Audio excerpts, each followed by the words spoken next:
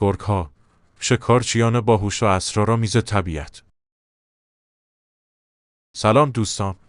امروز می‌خواهیم با یکی از جذاب‌ترین حیوانات جهان آشنا شویم.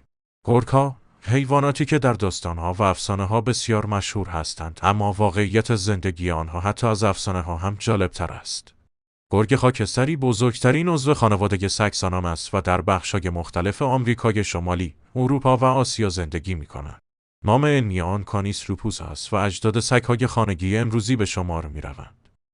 یکی از جالبترین ویژگی‌های گرگ‌ها زندگی گروهی آنهاست. گرگ‌ها معمولاً در گروه‌هایی به نام گله یا دسته زندگی می‌کنند.